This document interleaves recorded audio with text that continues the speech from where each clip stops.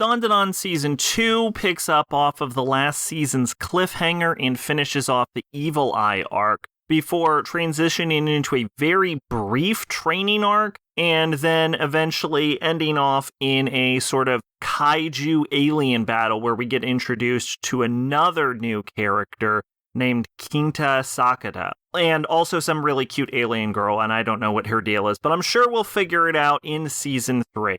So, I said before that one of my big things about Dandadan is that I'm basically a kindred spirit with the mangaka because he writes basically exactly how I do.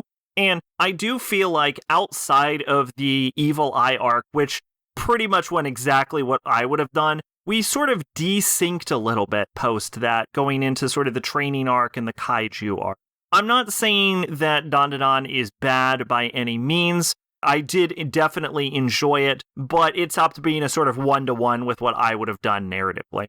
I will say that seeing Momo and Ken get even closer in their romantic involvement is really cute, and it was nice seeing that, like, Momo is trying to take a step up and, you know, get a job to help her grandma out. And I also like what they're doing with the grandma, because they're showing that she also has character flaws, because she absolutely refuses whatsoever help, even if she really, really needs it. And I like that little bit of characterization, the little spice that they're adding to the characters. The interactions between all the characters is pretty good.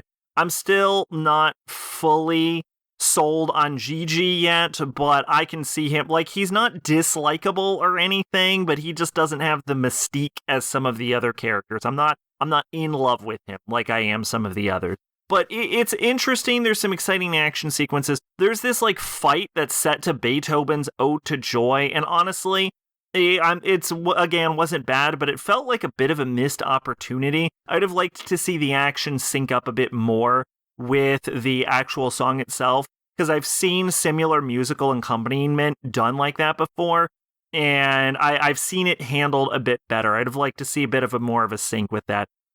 Also, that whole sort of training arc almost felt like a filler. Like, I understand that teaching the main character the importance of, like, tempo and battle rhythm, it makes sense, and I think that's a good development rather than a traditional training arc for him. But it also sort of felt like it came out of nowhere and didn't really have super much to do with what the plot was outside of sort of helping to resolve the Evil Eye arc.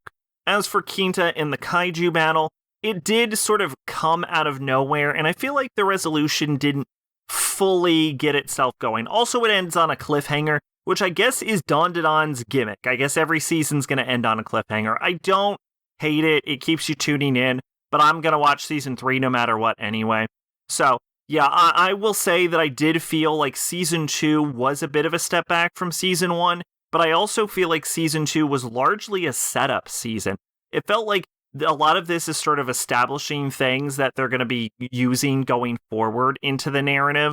And so I think largely it's sort of hitting a mid-qualitis sort of issue with that. So it was good. I enjoyed it, and I'm definitely going to keep going with the series, but I feel like it didn't quite live up to the lofty heights of the first season.